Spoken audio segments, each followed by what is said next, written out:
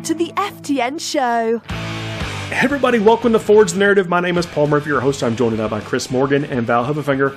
Got my psychic hood. I am not wearing a shirt. We're close to the 6-year anniversary of the show. What? Happy birthday, show. I know. Thanks a lot for listening, everybody. I know we're going to continue to say that a lot through the course of this month. You know, it's been a great ride, man. I'm telling you, lots of lessons learned, of course. But was that? When is the big day? Do you have it circled in the calendar? I think it's next week. Sweet. Yeah. It'll be the week before Adepticon, I guess. Getting ready for that big event. I got a lot of exciting things to talk about in this show. We have a spot with David Annandale, like we talked about last week. Hence the psychic hood. You know, I'll probably ask him some questions that I've asked him before, but he's such a fabulous person to speak with that it's so fun to talk about the horror movies, and in this case, the take on horror that Warhammer is going to be doing for both 40k and the Sigmar side. Isn't Warhammer 40k already just horrific? We talk about it. I'm not going to spoil how we talk about it, but I think you're going to like where it goes and the fact that it's not going to be its own universe. It's going to be stories that are told within the current 40k universe, but they just might have a different focus for things. Yeah, Sigmar too, even. It's very cool to see how they're kind of embracing the deep horror genre more than just in a kind of like a passing referential way. It's a good chat. You guys should definitely listen to it. That's coming up later in the show. I've got a spot with Fermatera. I've got a spot with Joe from talking about the Alpha game table and everything, and how we kind of got into it, and what they're trying to do with their mission, and he was very fun to talk to, get a little bit more of his story. Again, a sponsor of the show, just always been a great guy to talk to, and I like it when I can have this conversation, record it, and show it to the people so they can feel a little bit more confident going and checking out their websites. Yeah, there's a lot to talk. I got all kind of announcements. Armageddon series. I think I may have mentioned this before, but going to be helping host several tournaments in the Southeast again. One, the Crucible, who we had on last year to talk about. That's been a growing tournament. Going to be participating in the Armageddon series. And then Coastal Assault, being put on by Carter from the Wrong Way Kids, also down in Florida, going to be the Armageddon series. Now, what is the Armageddon series, you ask? It's going to be a way to define regional and group champs for people that want to compete in this series of tournaments. Very cool. How are you going to do that? How are you going to get points? We're still working that out. But could you not potentially use a popular point system already in motion? Not going to conflict with the ITC at all. These are all going to be ITC events. These are going to be using ITC missions. I mean, this is not anything about that. This is going to be for a little bit of bragging rights, group pride, and of course prizes. Incredible. And if you want to call yourself the guy that's the best in the Southeast, you're going to be wanting to hit these tournaments because we're going to be talking about it. So starting in the Southeast, could grow to other, but I kind of want to get the system figured out, refined, and have it be sustainable. This more information as we get it will be going up on the Forge Narrative website, so the forgenarrative.net, and probably some other places as well. But I think it's really just designed around fun, linking some of the majors in the South together, which we don't have a ton of those. So this will be something to help, I think, hopefully inspire to get some of those up. And get people. Yep. I think there's some serious growth in tournaments, driven by a lot of the stuff you've been talking about and working on. But there seems to be, more larger events. I've seen some popping up in Florida all along my drive-through route, so I'm happy to see it. Well, of course, I got the Barnyard that going towards the end of April, which will also be a major. So there's plenty of places for people to score points. It's the new world. Now I'm looking forward. When you think about think about 3 years ago, Paul. The number of events that were available for people to go to and the relative size of those events compared to now. It feels kind of like we're in a new world, don't you think? A wonderful time to be alive. Yeah, absolutely. So more to come on the Armageddon series and the tournaments that are involved in that. Last year we had on Reggie talking about the Crucible. I mean, that's such a wonderful, that's a long-standing event. I think they're going to be on their 8th, 9th year. Wow. Of running the 40k side. The Coastal Assault is a tournament that had been previously running in the past before there was kind of the dip in 40k tournaments, and we decided to revive it again. Well, that's cool. You're necroing the thread. You can just go right back to Daka Daka. Just bump it right up. Give it a bump. Yep. Oh, I know there's going to be more stuff I want to talk about it too. Oh, I'm going to be doing a little bit of commentary on the Warhammer Twitch stream again. No way. Yep. Oh, yeah? Probably, I think it's going to be on Friday evening. I think I'm going to be doing some Sigmar stuff. Very cool. Sigmar. Just sharpen up your Sigmar knowledge. You're going to hit the books? I always do. Essentially, I want to make sure that I can know what the units do, some of the nuances. Playing some games, been painting. Actually, I've been playing some Sigmar. I've been building some stuff as a kind of a palette cleanser from all this AdMech and Guard stuff I've been doing. I put together another 30 ghouls for my buddy's army. I think that the value of a palette cleanser in your hobby cannot be overstated. Yeah, I want to talk a little bit about the hobby palette cleanser and the just fatigue in the finishing moves segment.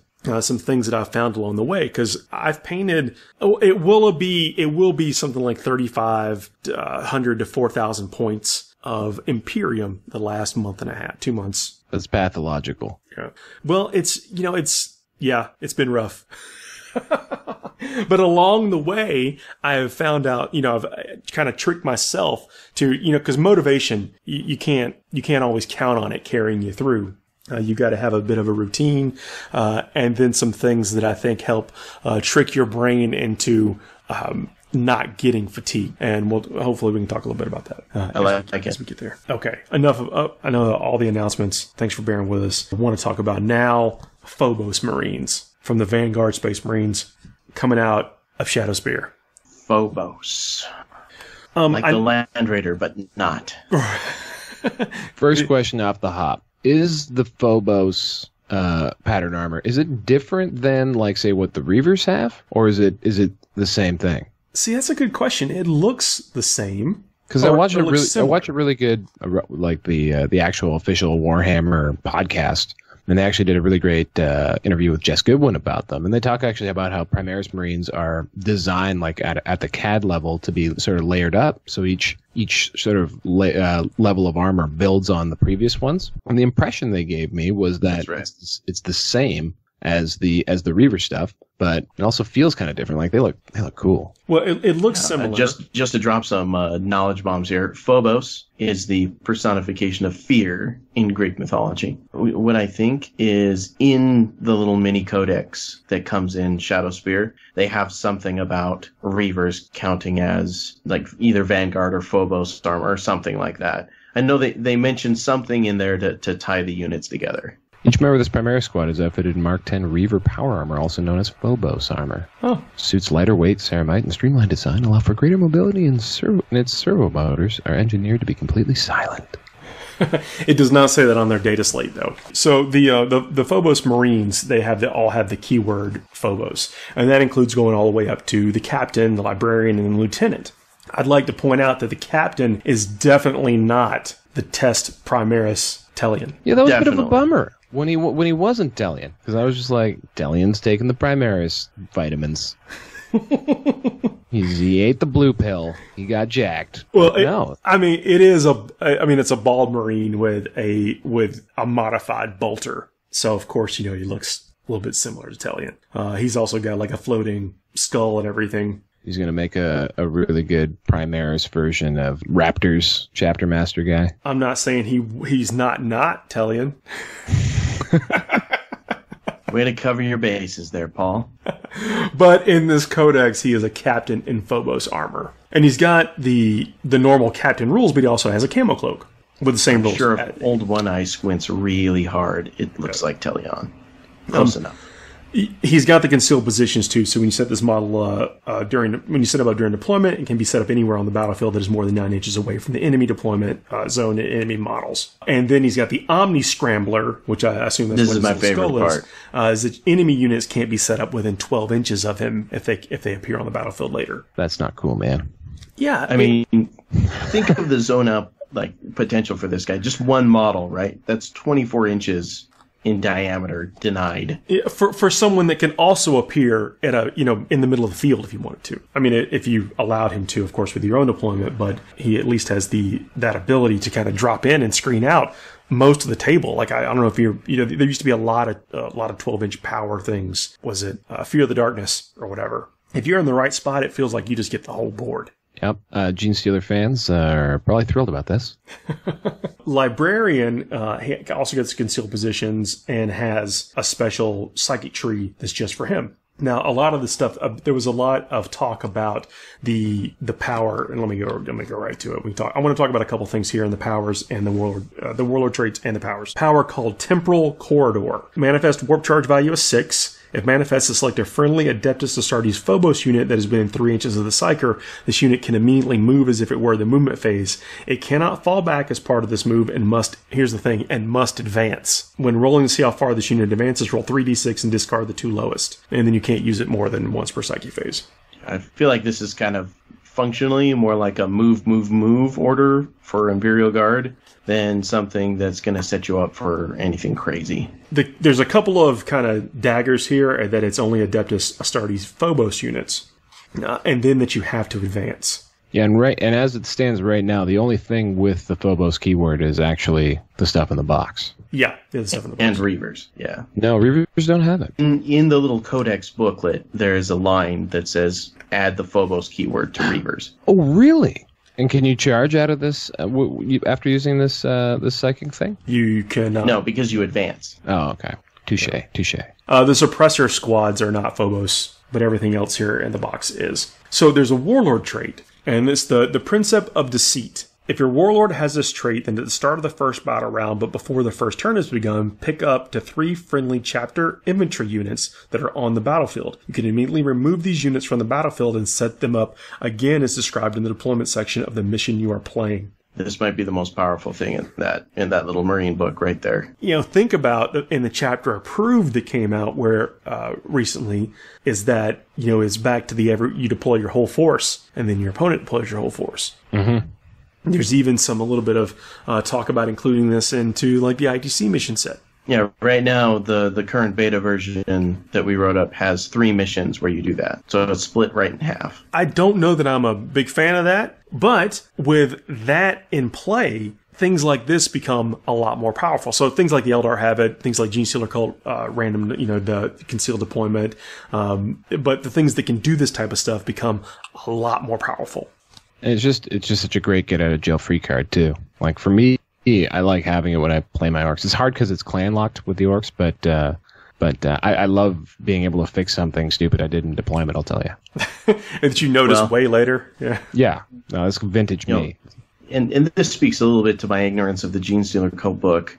But how would this work, say, with blips and Genestealer Cult dudes showing up? Like if you say you have these dudes in Phobos armor that have the Omni Scrambler or whatever, right?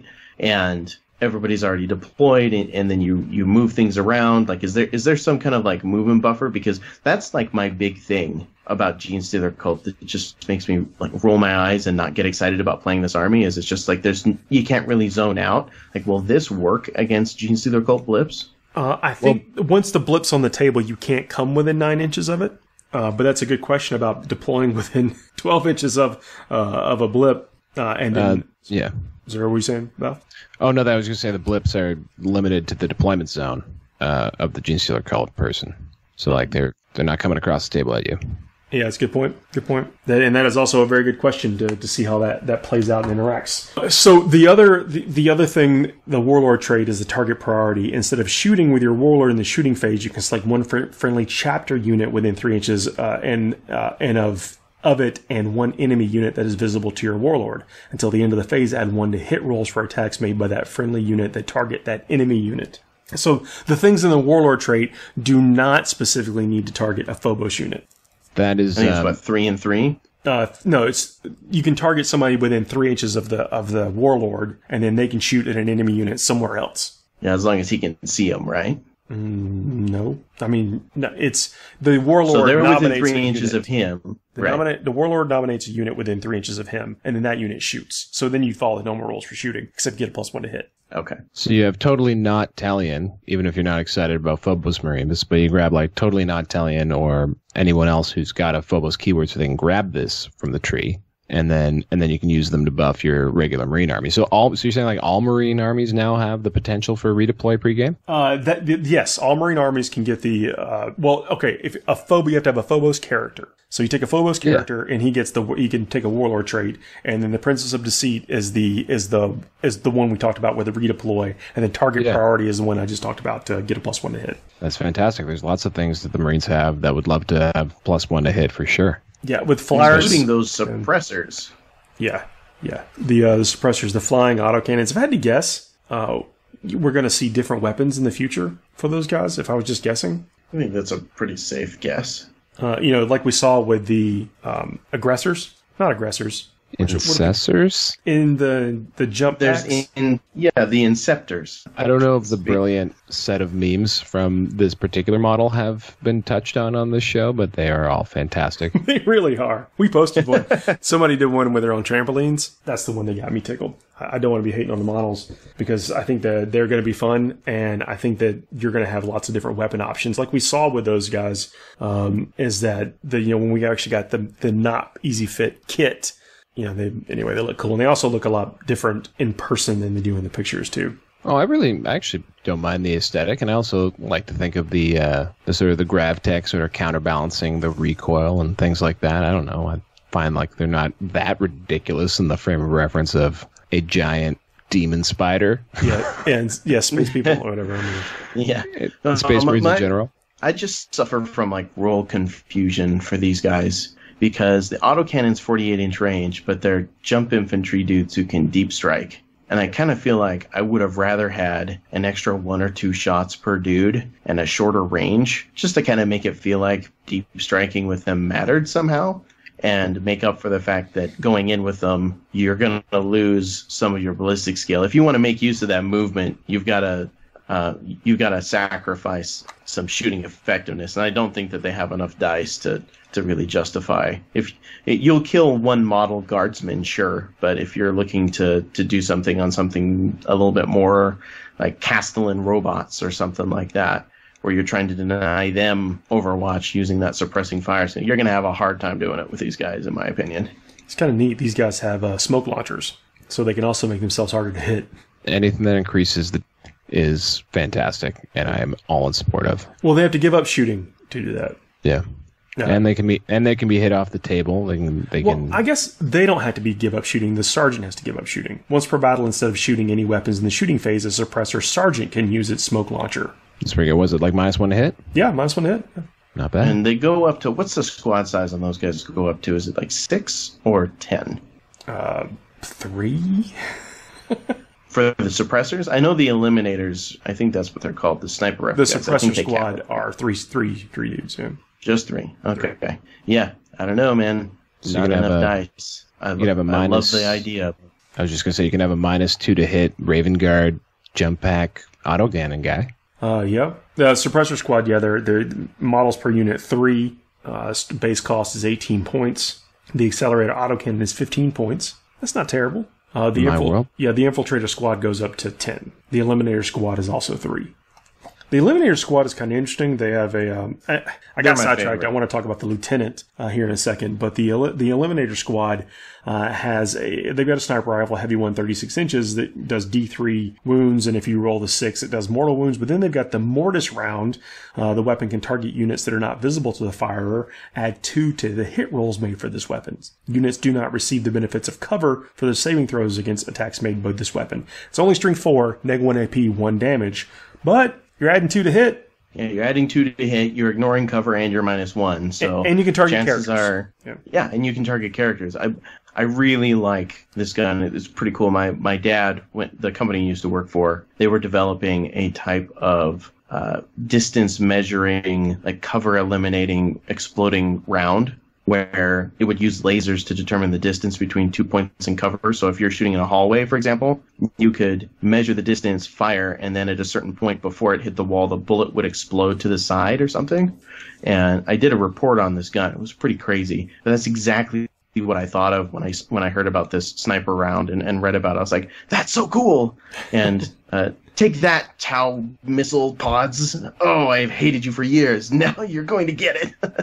Well, Firesight Marksman, I have to say, in general, with all of these really good sniper options that have suddenly appeared between Genestealer Cults, Vindicares, and these dudes, yeah, I think there's a lot of Tau supporting stuff that just ain't going to be living very long on the battlefields of Warhammer 40,000. I think there's some guard commanders, too, who are sweating a little bit.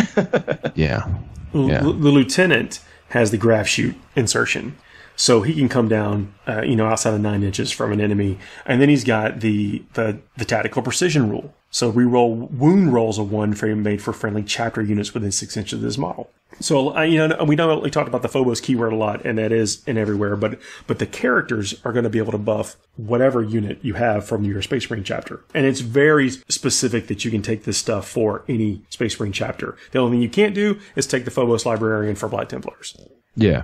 And you also like the big deal chapters. Like, can these guys work with like Space Wolves? Oh yeah, stuff? Space Wolves, Blood Angels. When you take a Phobos Librarian for the Space Wolves, he gets the Rune Priest keyword. What? Yeah, that's interesting. The characters, especially, I think, I guess should give Space Marine players a pause to go and look and see what extra things they might add. Yeah. So the Dark Angels is that a Space Wolf fun? Instead of the captain, they gets the master, and then if you have the Deathwing, then you get the Inner Circle. Oh, so it goes through them all, eh? Yeah. Space Wolves take the captain, become a Wolf Lord, or a Librarian becomes a Rune Priest, and the Lieutenant becomes a Battle Leader. I mean, it tells you. I mean, this is there's no confusion about the fact that you can take these in every Space Marine Codex. Wow. Except for Grey Knights, I assume. You can't do Grey Knights or Death Watch, right? Death Watch, and I think there's one other, but. Grey Knights I get, because they haven't been welcomed into the Primaris family. No one called them, hanging out on their moon. That will be a special day. Oh, man. Legion of the Damned is the other you can't take. Yeah, that makes sense. I'm surprised Death Watch, though. Maybe they'll get their own Phobos dudes. I kind of feel like that's a good role for Death Watch as well. So I'm sure we'll see something. Yeah, I'm willing to bet whenever next time their codex comes around, there'll be Phobos this, special ammunition on the suppressors. In the Jess Goodwin interview, he very poorly tried to hide the fact that there are many other types of armor coming, or at least other types of armor coming that will be built out as well. So the Primaris range is just going to continue to get extrapolated on and added to. I just love it. It's all plastic. Yeah, it's beautiful. Yeah. I'm just waiting for Inceptors with Thunderhammers and Storm Shields. What I'm waiting for. Man, that'd be good times. Let's take a quick break. We'll come back with the spot with David, and then after that, we'll come back with us, and then we're going to do another spot, and then come back and do the finishing moves. All right. Yeah. It's a good packed show. You guys, you ready? It's going to be spooky. See you guys in a minute. FTN is brought to you by Discount Games Inc. Please visit them at www.discountgamesinc.com. And don't forget to ask Jay about ways to save even more on your hobby projects. Hey folks, welcome to a very special author segment of Forge the Narrative. My name is Paul, your host. I got Chris Morgan here with me. How you doing? And David Annandale. Hello. Hey man, thanks for coming on the show. It's a pleasure to be here. Well, as soon as we heard the official announcement of the Warhammer Horror stuff, I know I wanted to talk to you immediately. Thanks for coming on the show. Oh, well, it's a pleasure, and getting a chance to talk anything horror is always going to be fun. So, Warhammer Horror even more so. Oh, okay. There's as I understand it, there's a few things that are going to come out right in the get go, and I think one of them is a collection of stories, or maybe they're both a collection of stories, and there's even some reissues of stuff from the old world that has in this kind of creepy mind or creepy setting, undead and that kind of stuff. That's right, yeah. So the first two new books coming out are Maledictions, which is a collection of short horror stories, and The Wicked and the Damned, which is 3 linked novellas. Well, it's a framing narrative where 3 strangers meet on a mysterious planet, and they've all had a brush with death, and then we hear each of their stories that are being told. And so you said mysterious planet. So this is set in the 40k side.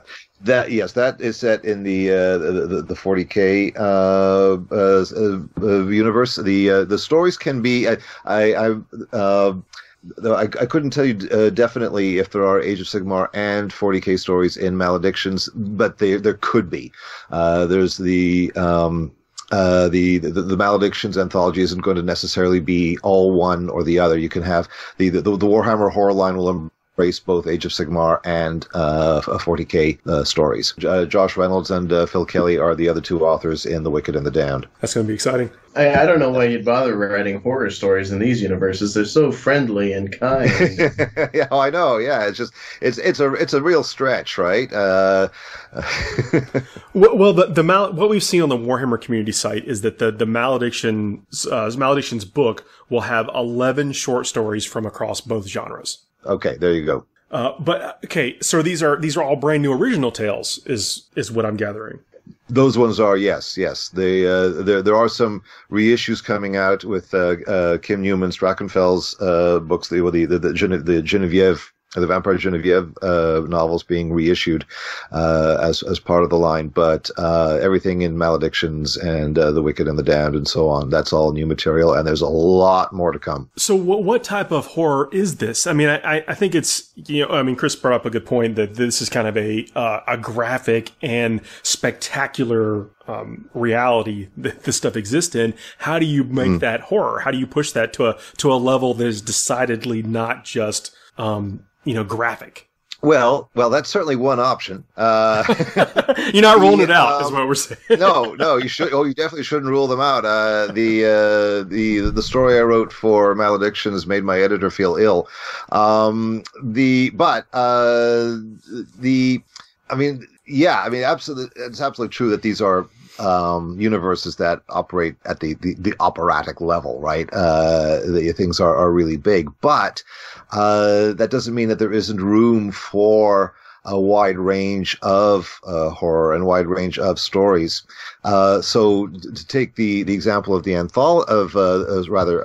The Wicked and the Damned, each of those novellas has been designed to kind of reflect, to almost embody a familiar but different type of horror. So you have, there'll be the psychological horror story. There's the ghost story and the monster story in that collection, in the novella collection. The other thing that opens things up is that the focus of a lot of the characters, I forget who was saying this at the Weekender, but it's like the people who are like the background figures in the mainline 40k and Age of Sigmar stories, the collateral damage, if you will, for all the stuff that's going on. These people can now be the center stories. The center of the stories, rather. And that changes things a lot, right? It's one thing when your protagonist is a space marine, so this person is already extremely powerful, and therefore the threat has to be concomitantly increased in order. And they don't know fear, right? Like that's part of their narrative. It's hard to write something scary for somebody that can't be afraid of something. Yeah, I mean, there's still ways of dealing with that. But if your protagonist is now just some poor administratum scribe, well, that changes things quite a bit, right? This is somebody who doesn't have any power, who is very vulnerable, and so all the things that would apply to a character in a horror story set in our world are going to apply in either the 40k or Age of Sigmar setting. Yeah, you're back to like Freddy Krueger and Jason are scary again. Yeah, exactly. I mean, one tyrannid, if you're just a pencil pusher, is going to be a very scary thing. Oh, that's a good point. That's like the whole premise of Aliens. Exactly. Yeah. Yeah. I kind of wanted to ask you this because we know, and we talked a little bit about scale before, but like in Ruinstorm, one of the big things that the people talked about was just how larger than life all of the crazy chaos stuff got. And that kind of goes more into like the cosmic horror of, elder gods and things like that. Yeah. When you're bringing it down, it sounds like these are a lot more personal, like one person point of view type of things. Like instead of getting the scale across, like, are you trying to focus with these anthologies more on one person's narrative and how they are trying to cope in a larger scheme, or is it just straight personal? Well, I can't speak for. I can only speak for myself, right? And I think Well, first, what I would say is what the Warhammer Horror possibilities are is that the answer could be simply yes to what you said. Like, it both can happen. So we can have there's no reason why we can't have the gigantically cosmic horror stories, but we can also have the very intimate ones, right? And we really drill down into where people live, exploring their lives. I mean, maybe in the far future there is only war, but there's still everything else that people are still living day to day, and they're dealing with things that people deal with, even as it is filtered through that 40k lens. And the same thing in Age of Sigmar, right? There are cities that have returned, and people do things in cities other than man the ramparts. So all of those stories, all of those lives are now potential subjects for doing something truly horrible to them. I like that. Which is going to happen like anyway, the right? end goal, though. Like, and I like that. The end goal, though, like at the end of the story, 40k is not well known for happy endings. But are you trying to get super creative with how you unhappily end these stories, or like how is the reader supposed to feel when you're done? What is the end goal? Well, that'll depend on the story. And yeah, I mean, I would say, if I look at the ones that I've written for the line so far, what's my prime directive? It's to scare you. I'm also hoping that there will be moments of excitement too. Some of the stories are still, there's a fair bit of action. I mean, my novella in the Wicked and the Damned, I would describe as basically a cross between Alien and The Thing with a touch of the Quatermass Experiment. So there's still a fair bit of action there. That's whereas I've written some other ones which are much more intimate, dealing with more, say, personal tragedies. I'm hoping that there'll be some plucking of the heartstrings going on as well. It's been a really fascinating process of being able to look into corners of the universe that I haven't been doing a lot of.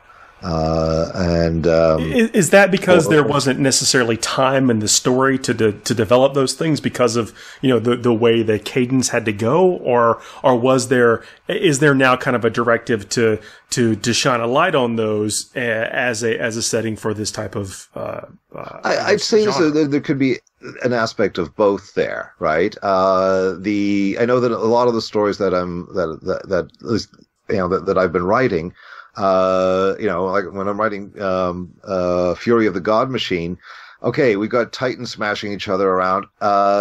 Realistically, anybody who's within the sphere of influence of Titans smashing each other is going to be rather too preoccupied to deal with anything else, right? Whatever crap has gone down in their lives.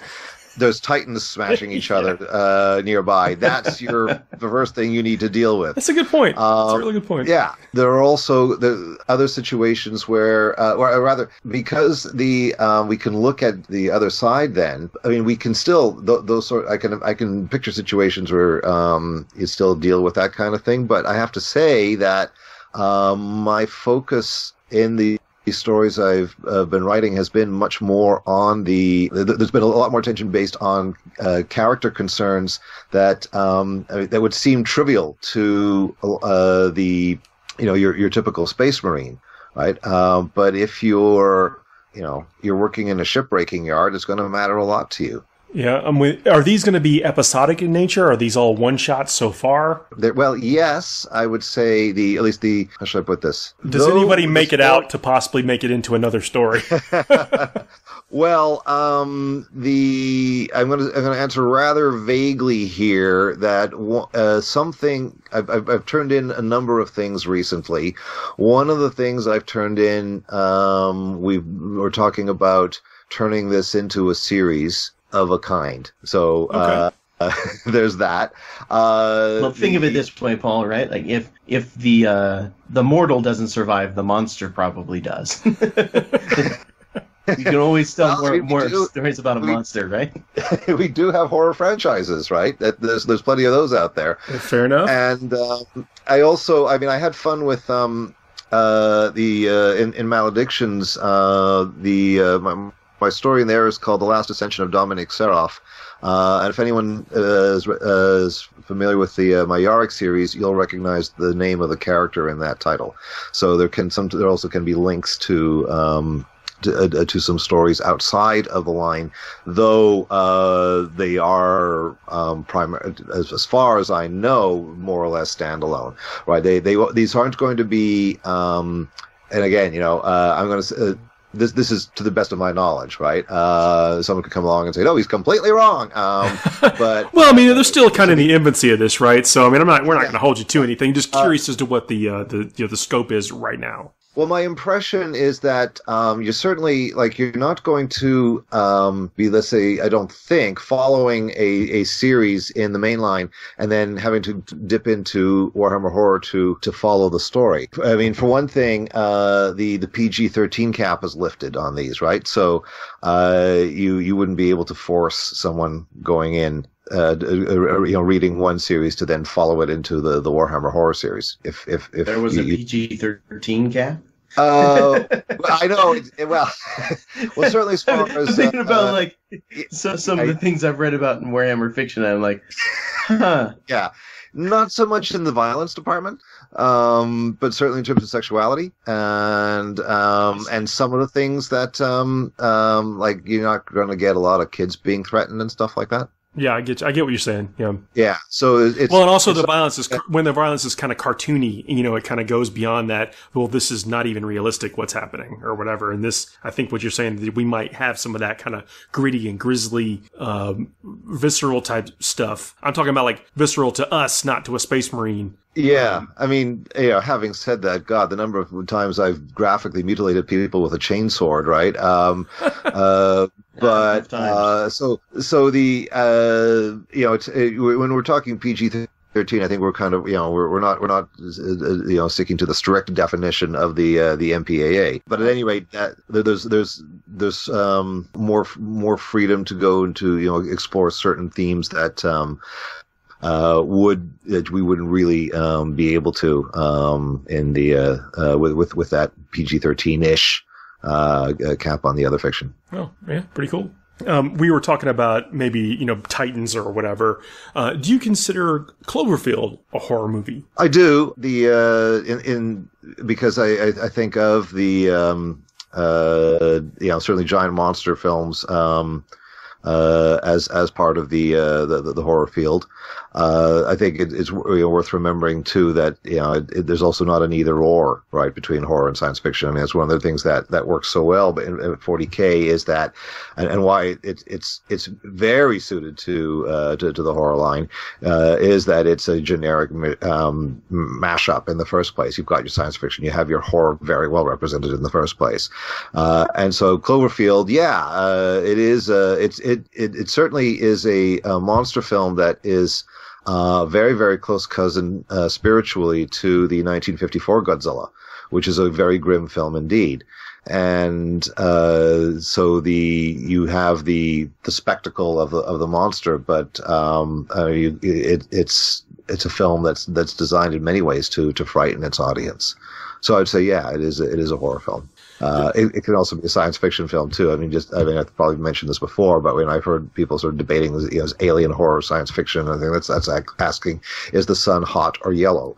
But I guess I've always considered, I think in my mind, I would classify Alien as a sci-fi film, but at the same time, the reason I love it so much is because you're on the edge of your seat, not knowing what's up. Well, it's both. It's right. They're not contradictory. The thing with horror is that it's you can often sort of picture it as a kind of almost like a generic parasite, in that it it can use other genres to its own end, right? So you get horror westerns and horror science fiction and horror war stories, and so horror comedy, obviously, right? So genres are difficult to define at the best of times. I don't think of horror itself as a genre. It's another thing. I've heard some people call it a mode, and when I was writing about it in my thesis, I used the term rhizome from Gilles Deleuze and Félix Guattari as a kind of, if you sort of picture it like a sort of an underground plant that can spreading into other areas. And if the horror is the dominant thing, right? That we don't really feel another generic form, then we get what we might think of as the pure horror film. So an Exorcist, a Frankenstein, well, even there, of course, you've got the science fiction connection too. But Dracula, I Walked with a Zombie, to take some easy examples.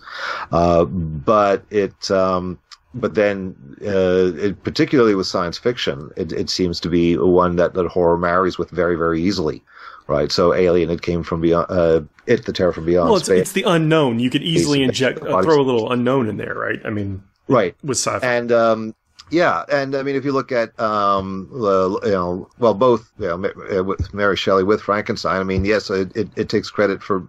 It is credited rather often for being the first science fiction novel, but it's absolutely critical in the development of horror fiction as well. And it was playing all kinds of variations on the major themes of Gothic novels that had already been well established for the best part of 50 years when it came out. So it creates one tradition while being part of another one. Lovecraft's work, obviously hugely important to horror, but there's a science fiction, strong science fiction component to a lot of his work as well.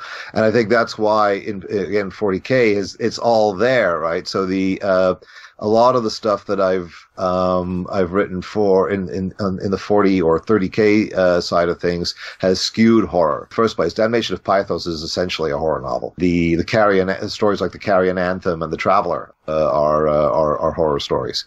Age of Sigmar presents a different set of opportunities and challenges because fantasy and horror you call for different approaches when you're combining the two of them together. Since a lot of horror in as we take it in let's say in the mainstream version of horror, the sort of set in the real world in the 21st century or in the contemporary period in which the tale was written, you have a quote unquote normal world in which the horror is the aberration, right? The thing that erupts and disrupts everything. And so if it's, very frequently that's the supernatural. But if you're in a world where the supernatural is commonplace, then you're going to have to do some different things to bring in the horror. And you think, is it harder to focus on like the farmer or whatever in a Sigmar story because of the way that that world and setting has evolved past the old world, what it was, or like why is it a little bit more difficult for the Sigmar setting? I don't know whether difficult is what I would say, just different. It's because, in kind of direct contradiction to what I was just saying, it's also true that you have extraordinary things happening all the time in both universes. But, for example, in 40k, demons are something that the general populace doesn't know about, right? They can't, or just things are just going to go completely even more down the toilet. Whereas in Age of Sigmar, they kind of, they pretty well know these sorts of things are around, right? They've just been dealing with them on a very sustained basis. And after all, in someplace like Shaiish, when you're being governed by the dead, well, all right. So the supernatural is commonplace. But that doesn't mean, though, that you also don't have ordinary lives in there, and that people can feel terror and threats. They just and maybe they're going to see them coming in a different way, or because the operatic does work in horror too, so you can go bigger. as well, depending on the needs of the story. So I think we can get everything from an almost turn of the screw, Haunting of Hill House like degree of suggestion and subtlety in these stories to full-on cosmic horror or borderline splatterpunk, depending on the need for the tale. So I've done one story that's full-on body horror, and I'm doing another one where it's going to operate primarily through suggestion. I mean, while we've been talking, I've just been thinking of all the different things in 40k that you could be scared of. I don't think I could call my list comprehensive, but you're talking about the different kind of things. There's the big, there's the mighty, there's the cosmic, but even you could do something that didn't involve, like, say, chaos or Tyranids, even just the prospect of being turned into a servitor. Yes, that's pretty bad. Like that, narcoflagellant, Yeah. Like the Adeptus Mechanicus is pretty scary. Yeah, when you think about it. Hostile action is a yeah. Lots of mechadendrites in uncomfortable places. I could see Edgar Allan Poe going to town with the Ecclesiarchy. That's a good point. It's a really screwed up place, and I mean that in the best possible way. So yeah, I think you're absolutely right.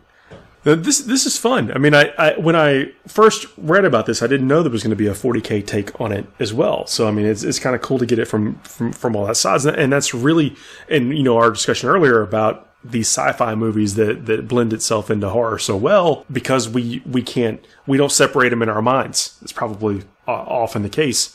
Do you think that there's something like scientific that makes our brain react in a certain way that makes us feel like we're in a horror movie, or the horror thing is happening? So, like, why we feel horror when we know we're not there? Yeah, that's part of it. Yeah, and then what? I'm sure that answer is different for everybody. Well, you think that, like, when you eat a hot pepper, your brain apparently thinks that you're under attack, and it releases all these things that make your body react in certain ways. You're not wrong.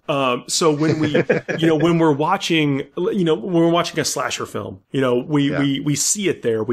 Our eyes are telling us that that's a horror movie or whatever. When we're watching Alien, we might not automatically assume that that's in the horror family. But our body still reacts the same way. Yeah, except that going in, right? You went to see a movie whose poster said, "In space, no one can hear you scream."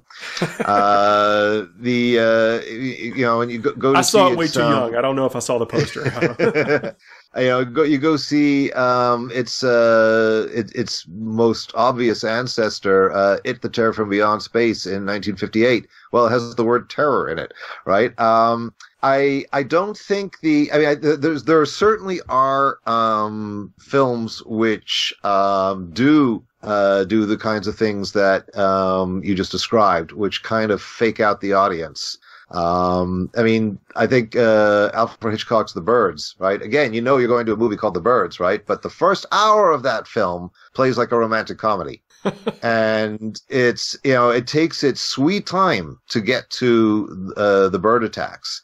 And by the time, and because it's taken so long, you may have kind of forgotten what you're watching. Oh, that's a good point. And when the first gull attack, the one gull that hits Tippi Hedren literally comes out of the blue, right? It just dives out of the sky and hits her, and it's in a scene that is not set up for that at all. So there's something of that there, or a more recent film like Takashi Miike's Audition, which also seems like it might be some kind of romantic comedy, bit of a drama for almost the first half, and then suddenly there's a body in a bag. So there definitely have been films that operate on a kind of misdirection. But Alien, though the first 15-20 minutes are maybe relatively reassuring, as soon as they land on that planet and wind up going into a spaceship that looks like it's made out of bone, that these things are not going to go well. So So I don't think science fiction acts as a camouflage for the horror. I think what you said earlier about the unknown being there, it can bubble to the surface so easily. I mean, if you think of 2001: A Space Odyssey is a really dark movie in many respects, and the last half in particular gets really spooky. And you want cosmic horror. You just have the monolith in orbit over Jupiter with Ligeti on the soundtrack. So it's so good. Yeah, I always get chills down my spine when I watch that scene. And you want the unknowably vast, unsympathetic entities fooling around with us. And when you think of the original ending that Kubrick was going to go with the Star Child returns to Earth and then sends all the nuclear missiles in orbit down onto the planet. I didn't know that. I did not know. Yeah, that's pretty dark, right? So not that science fiction has to do that, but I don't think it's. As a form, it's agnostic as to whether it's going to be positive or optimistic or pessimistic, and so whether it's Alien or Event Horizon or The Thing, either version, or the Invasion of the Body Snatchers, it's a very happy marriage that you have between the two of them. So as for physiologically what's going on, that's an even bigger question, right? Along with why do we pay good money to be made extremely uncomfortable, to quote Stephen King. And people keep wrestling with that issue. I've seen all kinds of different approaches to it. And I don't think anyone's ever come up with an entirely satisfactory answer. Yeah, it's fun. That's why. It seems to be fun. It is fun, right? I think it's fun. My son does not have fun with Chucky. Well, I know a lot of people who look at me funny if I say, yeah, this is fun, because no, it's not fun for them at all, right? It's just flat out terrifying, and they don't like to be terrified.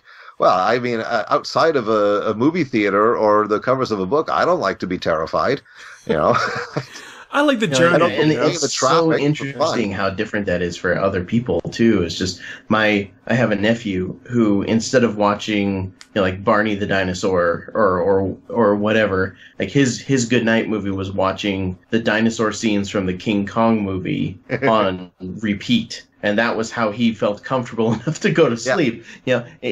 It's so interesting how, for some, the things that you seem either morbid or scary or whatever just end up bringing kind of like that euphoria or that I hesitate to call it placebo, but it's a happy feeling. Oh, and for others, it's just abject terror. Like I was scared of velociraptors as a kid. Right. Oh yeah, but I completely. That's absolutely true. I think for my stepdaughter, The Exorcist is pretty much comfort food viewing now.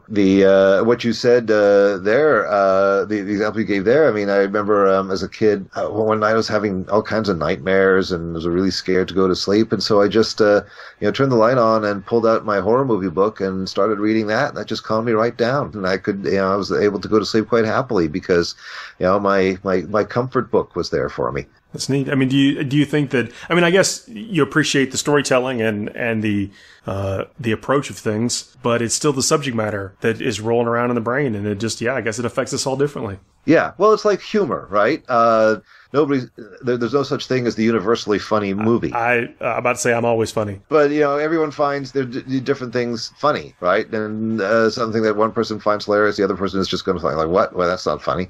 Horror, and that comes to mind because horror and humor are so closely related. They're very much the two sides of a single coin. And but horror is very personal, too. So, even in speaking in very broad terms, I know a lot of people that they can read horror novels, but they can't watch horror movies because it's just way too visceral and real for them. And I know some others who can watch horror films no problem, but they can't read horror fiction because they can't close their eyes when they're reading, so that the images in their minds are even more real, and so that's too frightening for them. So right? There's a very stark divide there. What about something like The Stand? Obviously it's Stephen King, but if you just read the story itself, outside of it being Stephen King, who's a known horror writer, do you? I know the answer is probably yes. You consider it horror, but how does that fit into all this kind of stuff? Well, I guess we have the tradition of epic horror there. That I guess The Stand is kind of the yardstick, and it's a good question, right? Because we have. I mean, King talks about some of the books that preceded The Stand in some of the ideas, right? The sort of world destroying plague. I think Earth Abides would be one of them, and some books that we would think of as science fiction, not horror.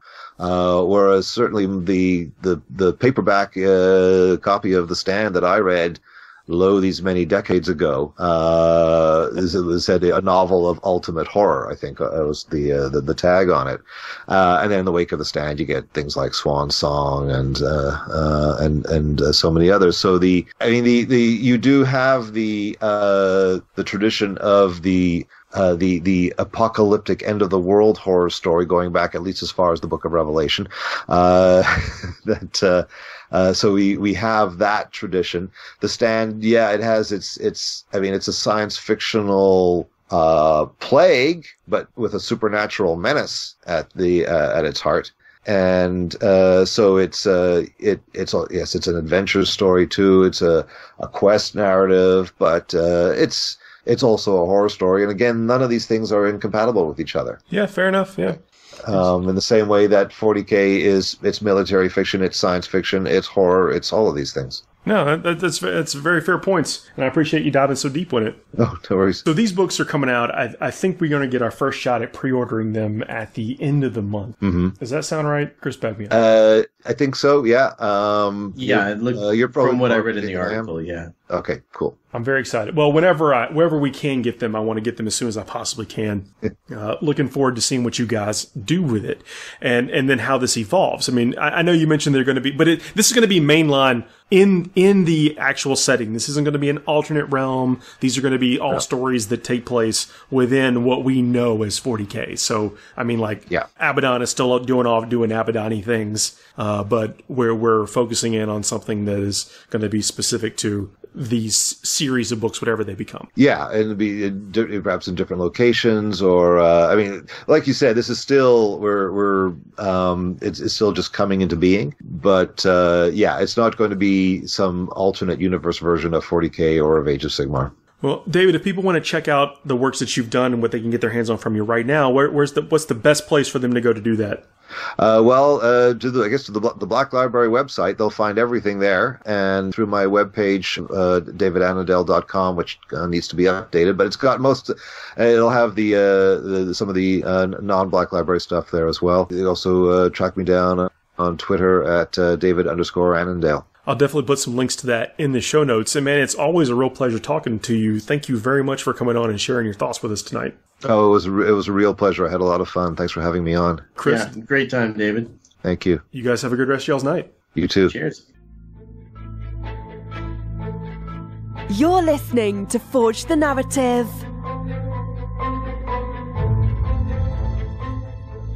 Hey everybody, we are back. We'll be talking a little bit about the Chaos Space Marine Codex Heretic Astartes Demonkin right now. For all you traders out there. Getting spooky. Well, we can clearly see a path where we're going to be getting more Chaos Space Marine models. We even got that awesome Demon Engine Lord preview today on the Warhammer community site. That guy's amazing. Thing is wild. It is amazing. Wild. It looks it's got a very unique feel to it, but yet still 40k. But I'm like, is this the new Doom Rider? Yeah, you're going around on this weird metal death shrimp and wielding a chain glaive that I'd expect to see on a Night Lord, but he's got a Mechanicum mask, but Space Marine power armor. This guy's just so confused. So hold on. Did you just call him a death shrimp? I did call it riding the death shrimp. A metal death shrimp. So everything in this Demonkin Codex except the Chaos Space Marines has a Legion Demon keyword, and that's going to come up later. So the Obliterators have Chaos, Mark of Chaos, Heretic Astartes, and Legion, and their keywords are Infantry, Demon, Cult of Destruction, Obliterators. Because I wanted to talk about why, if there was any kind of reason why you would take this Master of Possession as a potential leader choice, and he gets his own psychic tree as opposed to taking a regular chaos sorcerer, because I think Death Hex is very powerful. Mm-hmm. They're actually just talking to people about making a chaos list, and I think that if you're really trying to win games, you need a detachment of Alpha Legion and led by a sorcerer with Death Hex. You can take people's invulnerable saves away, and you can tie to traitors people in the most annoying way possible. Yeah, there's lots of great powers on that tree as well. And I think indeed. Yeah. Sorry, go ahead. No, I was just going to say, I think that this callback to the old Malefic Discipline from 7th is really cool. I really liked a lot of the powers that come out of this. You got Cursed Earth. You got Incursion, Sacrifice. I think those are all old power. Possession was too, right? These are all. I think they all are. Yeah. Of course they have a little bit different rules now, but the Infernal Power, I want to talk about that, because I think this psychic power it's not even subtle. It's very powerful and is an alternative to having it auto-include the Death Hex, if you ask me. The Infernal Power has a warp charge value of 6, so incredibly reliable. If manifested, then until the start of your next psychic phase, reroll hit and wound rolls of 1 for attacks made by friendly Legion demon units whilst they are within 6 inches of this psyker. So you're not casting it on a unit. He gets an aura. He basically gets Abaddon's aura. That's not bad. And when you go to things like the Obliterators we were just talking about, that are their flesh metal guns are now Assault 6, Strength 6 D3, neg D3 damage. That's a lot of rerolling. That's a lot. Well, I mean, look at the Castellan with the Ravenstrad, right? Like, that increases its reliability massively. Now, this is just hit and wound, but even still, that down range is going to work out to a lot more success for anything that is nearby. Like, for example, a Greater Brass Scorpion of Khorne. Is that a demon legion also? Sure is. As is the King of Beers himself. The Kaitan? Yeah. Another thing, a good thing in this codex, I think, is the Greater Possessed. Now, Possessed have historically not been very good. This Greater Possessed has one thing going for it that the others don't. It's greater. It's a character. Oh. So it's a 5 wound T5 with an invulnerable save and a 3+ armor save. Yeah, and it's a character. 5 attacks. Roll around with a neg 2 AP D3 damage claws. It's a Chaos Lieutenant with multiple personalities and a roids problem. And it's got Death of the False Emperor, which, when it comes up, I mean, you're going to fight a lot of Imperium stuff. It's a very popular faction. That T5 also, I mean, characters ain't what they used to be all of a sudden. But T5 is a big deal. Yeah, T5, 5 wounds. Yeah, a lot of the sniper stuff is strength 4. So T5 is really good protection with the character keyword still. Weapon skill 2+. So this guy's got a lot going for him. Let me check the points on him. The Greater Possessed, they're unfortunately, there's 70 points, but they do get an aura. They've got a Locus of Power, so you add 1 to the strength characteristics of Mark of Chaos Legion demon units within 6 inches of this model. So what is that meant to buff? I would have to imagine Possessed. The regular Possessed. Do Warp Talons, do they get the demon keyword? I am not well versed in the heresy. He tries to stay away from it. He was told it wasn't good for him. Yeah, it'll get you something you can't just wash off. Warp Talons have the demon keyword. Interesting. What was the other thing that you said? Possessed. Yeah, I know you've never heard of them. Regular old Possessed. Just regular old Possessed. Now, do demon engines have the demon keyword? Yeah, they do, right? Yeah. So demon engines are going to benefit from this as well. As long as they've got the Legion keyword also, yeah. And I think some of them, their weapon strength is based off their physical strength. That's for shooting attacks or something. So there might be some play there as well. Yeah, it could be. When you get things like the Venom Crawler. Now, the Venom Crawler is one of these vehicles that has a weapon you can take that gives it some additional attacks. So it has the Soul Flare tendrils. Each time the bearer fights, it can make 2 additional attacks with this weapon. And it's a neg 2 AP 2 damage weapon. And this thing starts with 4 attacks. So this is going to move it up to 6. And you get the things like the bloat drone with the flesh mowers and stuff. I mean, they're not going to have the Greater Possessed Legion, demon stuff, but it's like that seems to be a thing that gets on Chaos vehicles. So if we saw more of those things, you would imagine this is going to get a little bit more use. Mm-hmm. I don't mind them. I think that this having this kind of unit that can slip around and have a little bit of protection of being a character and then deliver a pretty good punch, I think it's going to do a lot of damage. I don't know if the buff that it gives is going to come up a lot. But I guess you could, we don't know what's going to eventually come to build around. Yeah, he also buffs himself. Yeah, that's fair. Yeah, so I guess he's strength 6. Yeah, there you go. Yeah. And strength 6 for essentially free, so that doesn't stink. Especially when we talked about a lot of stuff is toughness 4. You're still wounded on 3s, but you're always going to. You gotta know you're going up into that bigger category. I don't know if these guys are taking out a knight, but they basically do a lot of damage to things. Anything below that you're going to see on the table right now. Just gotta pair them with some really big friends. Yeah, fair enough. I think that the kind of the biggest takeaway from this dex though is the obliterators. No, I think biggest takeaway indeed. Well, they got a little bit of a point increase. Yeah. When I say a little bit, a lot bit, they're now 115 points apiece. And what were they before, for frame of reference? 80, I think. Okay. 80 sounds about right. But they're also shooting more as well. So they're 50% more expensive. Well, obliterators used to be assault 4, and now they're assault 6. So okay. It's more shots. They were toughness 4 before, now they're toughness 5. They had 3 wounds before, now they have 4. I can kind of see why they did it. I'm not sure if that's like the sweet spot for points for those, but I can definitely see why it justified an increase. Yeah, 115 seems a little steep, but at the same time, I think that a buffed unit of obliterators, I mean buffed by the Infernal Power, or with an Abaddon, or a lieutenant. I think a lieutenant may just be close combat attacks, but some character buff near them, you're going to see a ton of output from these guys. Out of curiosity, do these little mini dexes include any new stratagems for these units? No stratagems. Okay, cool. Yeah. So I guess there's some opportunity there, or maybe a vigilance detachment, something to like de-randomize them a little bit, because you're still rolling for strength shots and what else? Damage, NAP. Yeah, yep. Did any change to their range? You're not rolling for shots. The shots are 6 and 4. I believe they're 24-inch range. Yeah. So I wonder if they might be something that benefits either from a detachment, or you'd think they would be prime candidates. All the demon flesh metal dudes. I mean, they're going to get the Legion buff. Vigilance love. Yeah, they're going to get the Legion buff for sure. And so whatever comes from that. And then you got your regular old Chaos Space Marines that are the size of Primaris models. So, there's that.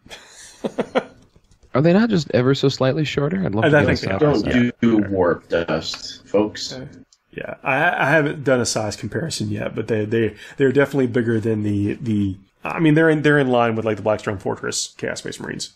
Yeah, I think that's a definite step in the right direction aesthetically. Anyway, actually, when I got rid of the ones that I had, I kind of regretted it just because looking at the regular Chaos Space Marine range, it felt a little bit like Hero Quest, but with Darth Vader grills on their faces. I just love that there's no convoluted backstory as to why suddenly Chaos Marines are bigger. They just showed up. Just showed up that way. Well, I mean, it's the warp, right? Sure. Okay. The warp is the biggest Mary Sue of change in the game.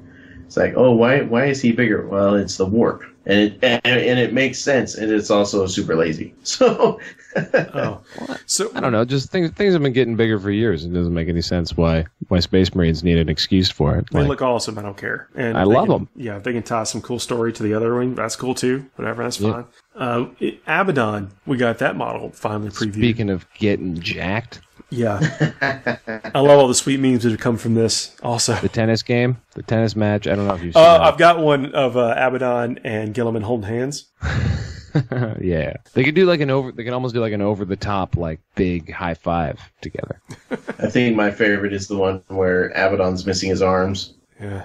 This model is insane. Talk about worth the wait, and talk about being a lot bigger than your second edition model. That's so true. It's an excellent model, and I love the fact that it pairs against Gilliman in terms of pose, that they mirror each other. Like one's a bright mirror of the other, one's a dark mirror of the other.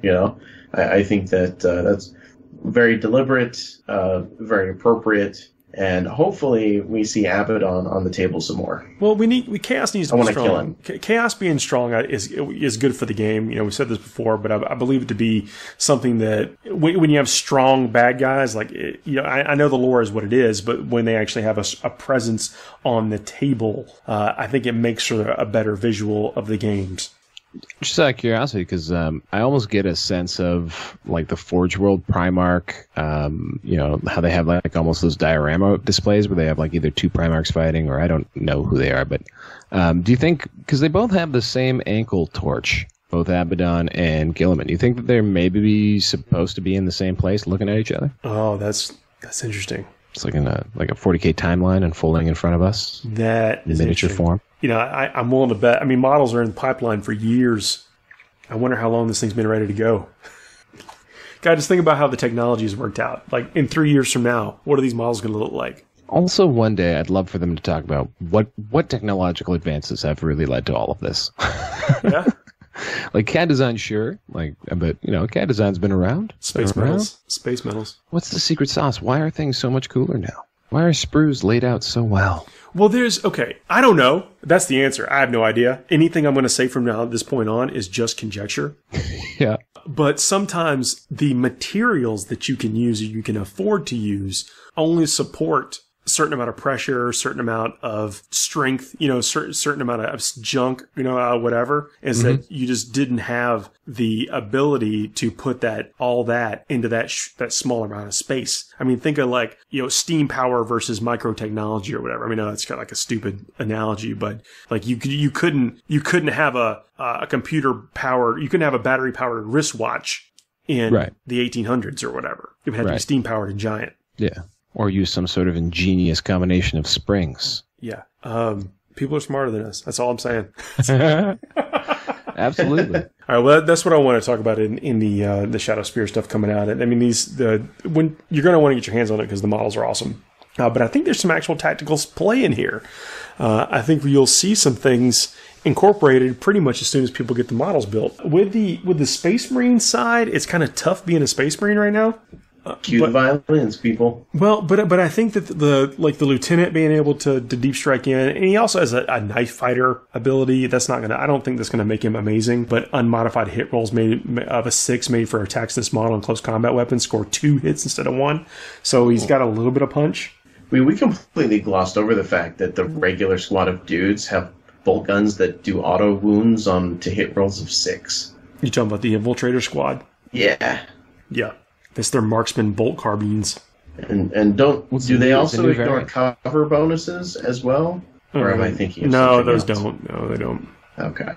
But yeah, I mean, automatic wounds seems nice. It gives me flashbacks to what I hated about Gene Stealers in 3rd edition. Didn't It's also somebody have kinda a plus weird. 1 to hit? Well, it's that they have a medic in the squad. What does he do? Well, he brings back dead plus units. medic. Yeah, he wounds. Yeah, he brings back wounds or dead dudes, I think. Yep. That's just That a is squad upgrade. correct. I've been wanting that for Blood Angels forever. Yeah, since we used to be able to have... You remember when Sanguinary Priests were like 3 for 1 on the Force Org chart? And you could put them in Terminator armor? Yeah, and they could join squads. That's a different time period altogether. Oh Man, my head is right there.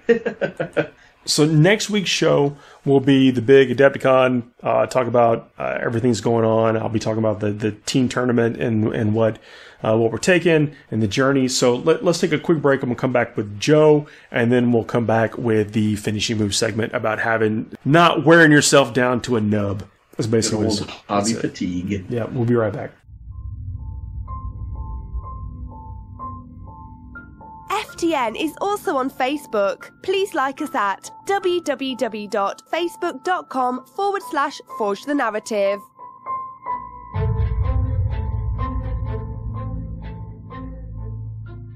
Hey everybody, welcome to a very special vintage segment. My name is Paul Murphy, your host. I'm joined by Joe Ryben. Hello everyone. What's going on, man? Nothing much. Getting ready for Adepticon. How about you? I've painted so much Imperial stuff. I don't want to sit here and just kind of cry into my beer right now. I'm up to like 2,800 points of Imperial in the last 2 months. Wow. I just finished mine. I started my orcs about 9 months ago, and at the rate I'm going, I should be ready with my orc army about 2021. So you're playing like infantry based? You got some tanks in there? What's going on? I want to do a complete speed cult kind of thing. So it's motorcycles, it's little grot tanks, it's a couple of war bosses and whatnot running behind them, but everything's doing evil sons. So there's mechanical painting, and then there's the actual orc painting, and I'm at the point where I think I'm at about 1 orc per day. Joe, I think it's a great pace to get you finished exactly when you said in 2020. Yeah, just when we get nerfed again, right? No, actually 1 orc a day is strong. I mean, that's on an average week, that's probably 5 orcs a week. Yeah, just about. And it's a lot easier to grab one model and twiddle with it all day long than to stare at 10 models and go, I've got 10 pairs of boots to paint now, or I've got 10 belts to do or whatnot. So I've abandoned all that. I put a drop of little paint because I know I'm going to do details. It gets done. One guy gets put into the army circulation, and, well, the day's over at that point. Well, Joe, you're one of our sponsors, and I want to have you on because, again, people can hear right now how cool you are. That's why, I love having you as a part of the show. And it's firmerterra.com. We've heard people have been hearing the commercials. They heard us talking about the tables. I actually had Mr. Tuttle from the Independent Characters on also talking about the tables with me one time. Yeah, he ordered quite a few of them. So I thought it'd be awesome to have you on to talk about it yourself. Thank you. What would you like to know? Do you want me to just go ahead and describe it, or? Well, I mean, I would like to hear about how you kind of came about it. Like, how did you? What was the need? I mean, obviously the need is to have a collapsible, transportable, sturdy play surface for our war games. But past that, how did you get there? So at first and foremost, the guys in my group are all working guys, and most of us are dads. And for us to get out on a weekday into a game store usually means that we get there late because, of course, we've got to do family things, and then we get there at that point. So everything's taken, and if it's not taken, the game store is filled with a loud crowd, and well, it just sometimes that just doesn't work out for chaps like us. So we started hosting at our houses, but then quickly realized that nothing in the house has that kind of surface area. Your kitchen table is only 5 feet by 3 feet or whatever. Yeah, nothing's that wide. I've got a pool table, and it's still missing about 3 inches. And so what you end up doing is folding the map, and then you have to recalculate everything. And well, you're there to play a game. You're not there to do advanced math. And we decided that we wanted to create something that would be a game-only table. So at first we developed this thing, and it weighed close to about 150 pounds. It was great, but it was there wherever you would install it. And the wife, who, believe it or not, doesn't enjoy my hobby, or the fact that I've got models all over the place, said, no, you can't set this up here. So we went back to the drawing table, and at that point I started trying to figure out a way to create something that can disappear when you're done playing your game, whether it's 40k, whether it's Star Wars, whatever the case is. And so we decided to create something that's light because it has to be able to move around the house, something that could effectively become its own carrying case. And so the Alpha Game Table came to fruition after a couple of iterations and extensive testing by then my 10-year-old daughter. We finally got a model that we were happy with, and I used her as the test subject because I figured, if a 10-year-old girl can fold this together in under 5 minutes, they're going to say can stand on it. Not use it. Don't use these things as step ladders, kids. Move it around where she needs to. Well, then that's perfect for us. So it's weather resistant. Finally, you can go out and watch the kids in the swimming pool and roll dice at the same time, or make burgers, and that's what it's all about. It's about a hobby that's not supposed to be intrusive on the rest of your life. When you're done with your army, it's like 30 pounds, right? It's like 30 pounds. It's 30 pounds, yes, sir. Yeah. It folds 4 times in on itself. So essentially it becomes a guitar case or maybe a cello case, one of those things. But slide it underneath the sofa, slide it in underneath the bed, and it's out of sight, it's out of mind until you're ready to play again. Yeah, could you lean up against the garage wall? Sure. Okay. Well, that's really cool. That's what just saw the need. Obviously worked in your own in your life, and now it's all over the world. How's that feel? It feels great because the community, the 40k community is from my experience just a great bunch of people. So it feels spectacular to be able to return and say, hey, we're contributing in this regards. Come on over. This facilitates us playing more games at more places in more venues.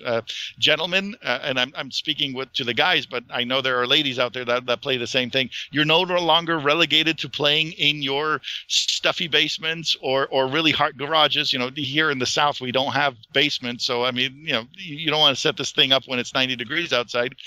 Pop it open inside your living room, turn on the air conditioner, roll a couple of dice, put it together. Your wife has no idea what happened 3 hours ago. That's funny. That's funny. I like to say I saved more relationships than Dr. Phil. That could be. I mean, there have been times in my past where I have like, how am I going to have my hobby area and have like a small kid in the house, or whatever. Like, can't occupy the same space. Very legitimate point. We tried everything before we decided to create our own thing. I mean, we tried the plywood on the dining room. Hey, can you imagine that? The wife doesn't like plywood scratching up the dining room table. We tried 2 smaller tables put together, and those things split apart, and we lost a bunch of models. We came to the conclusion that economically, this is the solution that we're happy with. And, ever since I got the first one, and I did get the first one, I've been playing on it and nothing else. That's pretty cool. And you mentioned coming to Adepticon this year. Yes, sir. Are people going to be able to see this, handle it, play on it, experience it? We've got 2 of them set up exactly for that purpose. Because most folks, when they see us on the website, they look at this thing and they go, whoa, maybe it's not as strong as I think it is. And then they come out to physically touch these things and go, holy cow, this is a lot stronger than I thought it was. I'll take one. So we'll have a couple of demo models. You guys are welcome to come out and do whatever you want to with them, barring cutting them apart and everything. And then we have a limited amount that we are going to bring, or hopefully that we will be able to bring for our Canadian brothers and sisters who shipping is just next to impossible at this point. So you guys will be able to pick one up right at the show. And if anybody else has that sudden impulse need, we'll figure out something for you. I mean, that's great. I have a couple of Canadian friends who have mentioned this thing. It's like, oh man, I really want to get one, but the international shipping is tough. But you're going to be right there in Chicago, so just come down and get one. Yep, right across the lake, and you're back in Maple Land.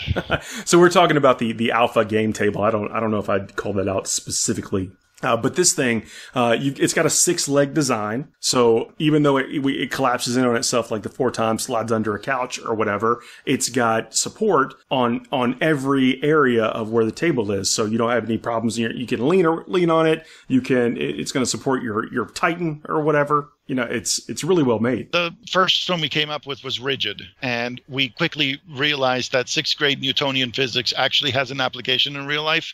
If a 200-pound body runs into a 30-pound body, one of these is going to give, and you can figure out which one it is. So we built it with a spring system inside of it, kind of like a Tokyo skyscraper during an earthquake.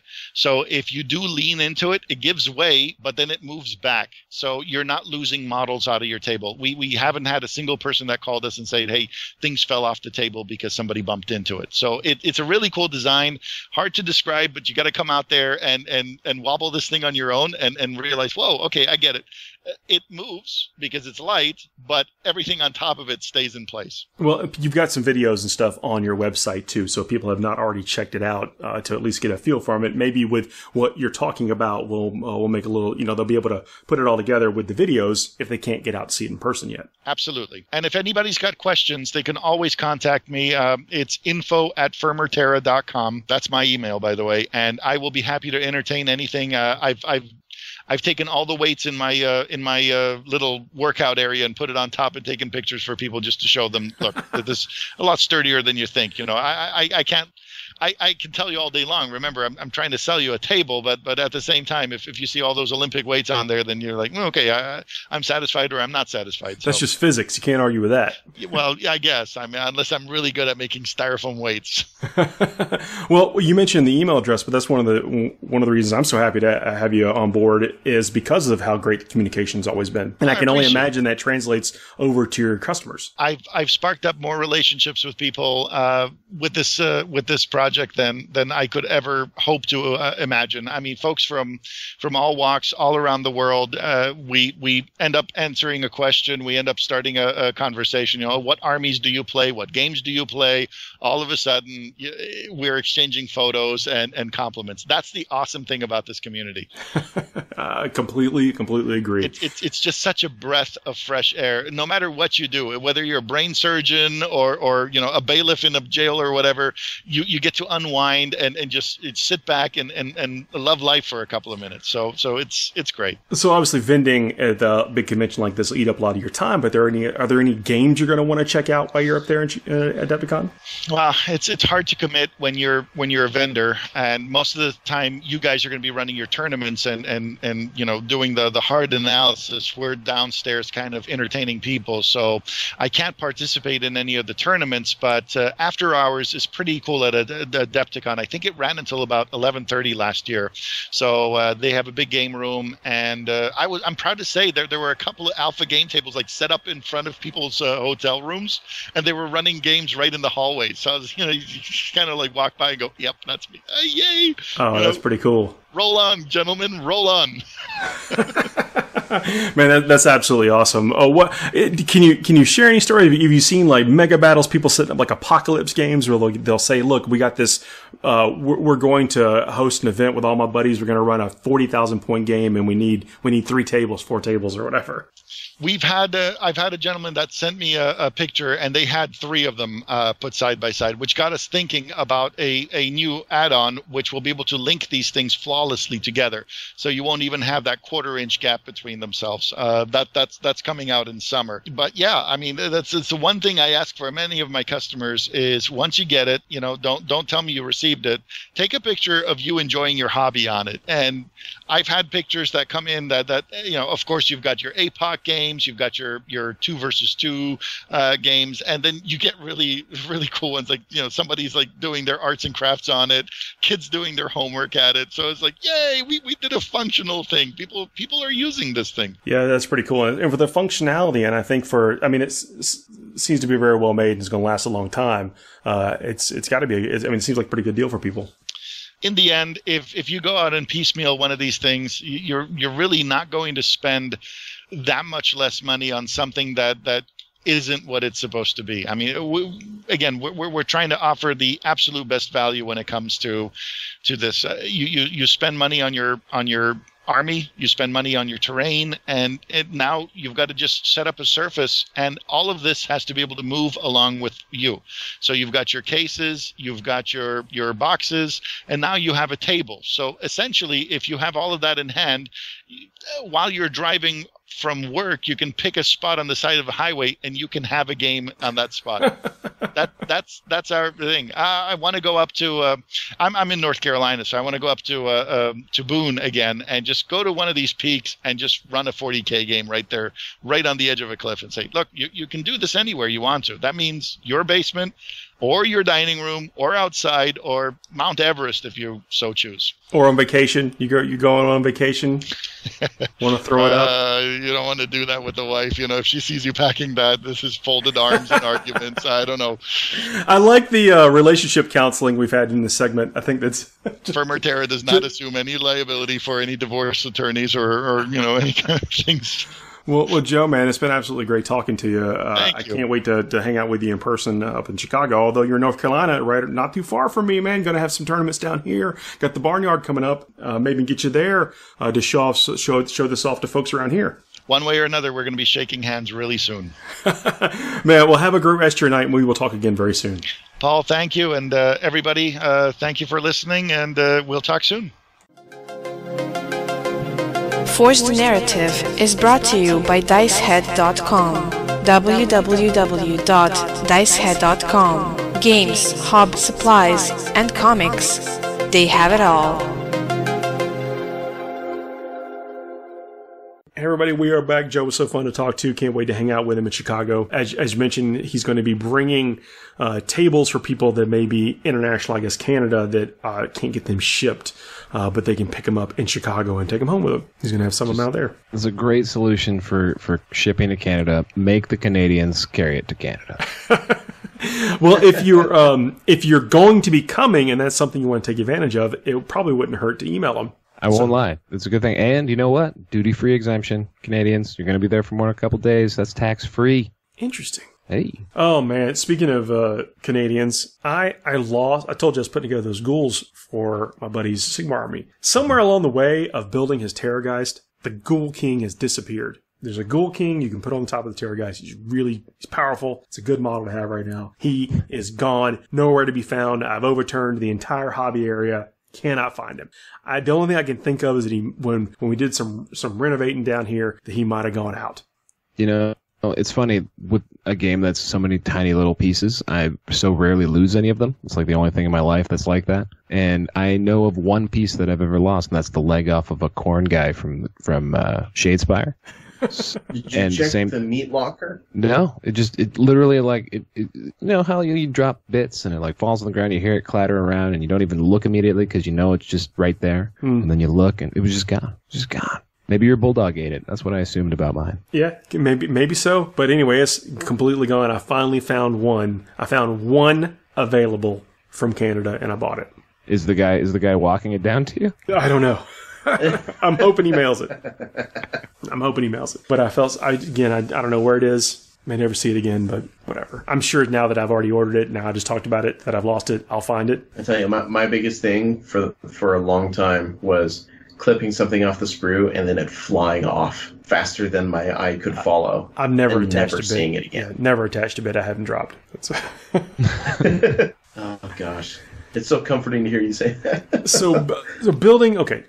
In January, I started working on this Imperial Guard army, this AdMech and Imperial Guard army. It is way easier to try to theme some IG stuff to look like AdMech than it is AdMech to look like IG stuff. So if you're ever trying to do that, there you go. I saw that on an inspirational poster somewhere once, I think. Used Chaos Cultist as the conscripts in the army, but you got to have the autoguns. There are only 4 different poses that have autoguns. And when you need the quantity that we did, you're basically painting the same model over and over and over again. So how many cultists with autoguns do you have? There's 50 in this list. Okay. So that's 10 of the same guy. It works out to where it's like 13 of one, 12 of another, and then you break down, I think one of them I had like 7 or 8 of. You could make like a really interesting stop motion video with those guys in their different moving poses. Yeah, but it's not. There's no flexibility in their pose. They're basically single pose models. So that you don't. It's not like they've got the same head that you used over and over again. And he's not even looking different directions. He's just got that same stare every time you pick him up. It's probably the stare of regret. Like, why did I decide to do this with my life? So now there are mech slaves, but so the same color. So painted, I don't know, 11 tanks, 12 tanks, painted a knight, painted the Castellan robots. You know, but it's all the same colors. And so my palette, I've been painting with I've been using I know people can get on me about not having a wet palette. I need a wet palette, but I've been using the cover off a blister pack. You know, just that little, 2-3 inch square piece of plastic. Do you just have like a stockpile of those from the 90s?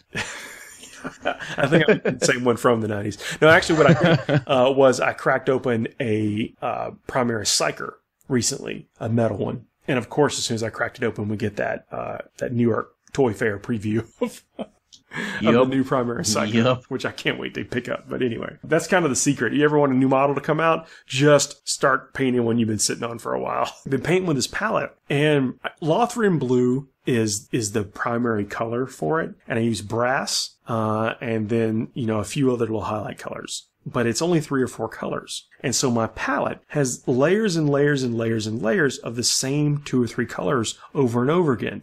And it looks miserable. You see, it's like you're staring. It's like looking at trying to find, a pattern in one of those little magic eye pictures from 20 years ago or whatever. It's a little bit references. It's a little bit disheartening to see the same colors, the same look on the faces, basically day in and day out for the last 2 months. I understand why most people don't do it this way, but why am I complaining? What I found is that little things that help me get over this hump is doing things like switching out my palette, scraping off, pulling off the paint. You can kind of pull it off almost like in one layer after it starts satisfying. It kind of is. Little tricks there. And then what I started doing was making a little bit of variation between the squads with their lens or like plasma colors or whatever. Finding ways to give me a little bit of a reprieve or respite in between painting all these models that are basically the same. Got to find joy in the details. And then also converting a couple. Now, I'm not a big converter. I'm more of a kit basher. So, but I used a little bit of green stuff with a couple of these models. So I'm going to call conversion. So with the platoon squads that we have, we used Cawdor models. And when I'm talking about making the guard look more like AdMech, used the Skitarii Vanguard helmets on the Cawdor models, and then gave some of the Cawdor models like catechin arms, which is harder than it sounds. Yeah, I don't think the catechin arms go on anything. Especially not because the Cawdor models have these hoods that go down and they cover very spindly shoulders. Yeah, with these really, really thin arms. The catechin does not have spindly anything. No, really, no. But with the way the hood works and a little bit of shaving and a little bit of green stuff, you can kind of get those arms a little bit under the hoods and hold on to those guns. Basically, my biggest fear is that people are confused when they're playing anything that I'm ever doing. So if I ever do any kind of kit bash or conversion, I try to make it look as much as like the original model as possible, but still holding on to the theme. So the Cawdor guys have these nooses around their necks. They've got all these kind of like jagged techno bits and stuff on them. The theme is actually as a Dark Mechanicus theme using the AdMech rules and Imperial Guard rules, but everything has a really cohesive look to it. So it looks great. I'm not trying to do a little self-tooting of the horn here, but I'm really happy and proud of the way it looks. But well, if you almost gave up your sanity for something, I think you're allowed to talk about it on your podcast. That's basically it. It was a real big dangerous grind. road to follow.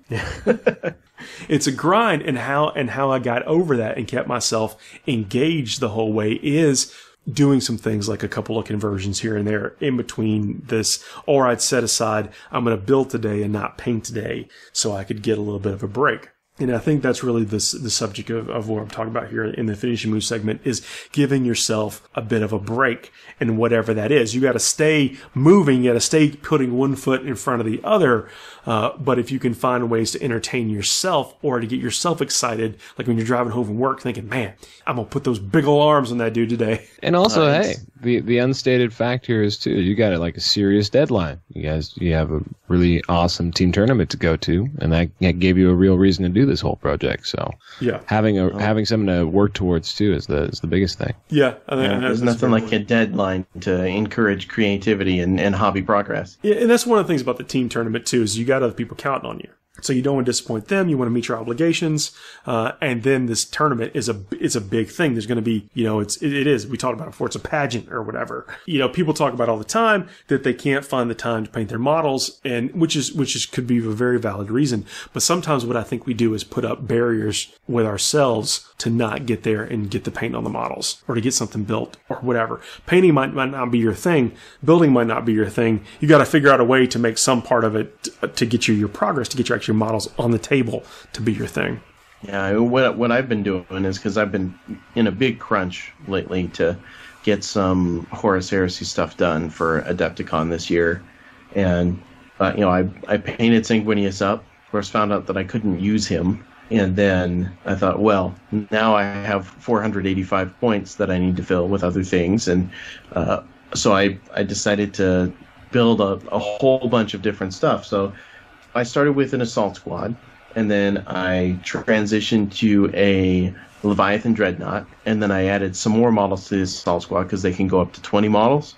So I've got 15 done now. I got 5 more in the mail, and while I'm waiting for that, I've got a Contemptor Dreadnought and a Dreadnought drop pod that I'm working on. And so kind of how I've been keeping sane instead of just going through and doing 20 Assault Marines at a time, because I did that with some Tactical Marines. I did 2 batches of 20 Tactical Marines at the same time, and it was soul crushing. Just by the time I got to the end of it, I ended up going back later and fixing up spots where I got lazy after the event because I was just so done. You know, I had to not look at these guys anymore. So I think spacing things out and doing like different types, alternating between different types of things. You do a little badge painting, then you do kind of a big centerpiece, and then you do some more badge painting, and then you do another kind of one-off thing. And that can help keep it interesting, especially as a deadline looms. Yeah, that's it. A fine way, whatever you think you need. It could be eating a cookie. You could eat an Oreo after every 5 dudes or whatever. You never just eat one Oreo, Paul. Remember, this is about discipline. This is about enforcing your own discipline and meeting your own goals. And that's really, I mean, that's what we're talking about. But I think that we put these barriers in front of ourselves and finding ways to break them down, push through them, or somehow remove them, even if we just ritualize what we're doing. That it is going to get us more models on the table, and that's what it's all about. Thanks for listening to me ramble about that. No, man, I'm right there with you. It'll be so nice to finally have everything ready to go and to use it, and then come home. And I'm probably going to take like a couple week break from painting things up just to kind of recharge a bit and get me jazzed for the next thing. See, that's how you do it, or that's not how you do it. That's how you get behind. No breaks. Well, yeah, I've got to make up for getting behind on other things while I'm doing all this painting. So something's got to give, Paul. But dude, I got 4,000 points of Imperium this year. So. I'm not. Yeah, actually, I'm not hobby shaming. I'm just poking fun of you. But yeah, no, I get it, and I probably deserve it. But I'm still going to be fake angry about it. I reserve the right to be indignant. That's fair. Well, guys, this has been a jam-packed show. I mean, I know we have the 2 segments we had. We got talking about the hobby segment. We did a little bit of Shadowspear review. So I hope everybody's enjoyed it. And then we'll be back next week. I'm not going to skip a week, so we're going to keep going. We're going to have something even come out the week of Adepticon. Going to have coverage from Adepticon. Don't forget to tune in. You might see me on the Twitch stream talking about Sigmar. See how that goes. Yeah, maybe we can even arrange a final showdown, or finally a showdown between me and Paul playing 40k. You know, maybe it'll be a good 6th anniversary of the show event commemoration game. That'd be fun, guys. Y'all have a good rest of y'all's night. Right on. Thanks a lot, you too.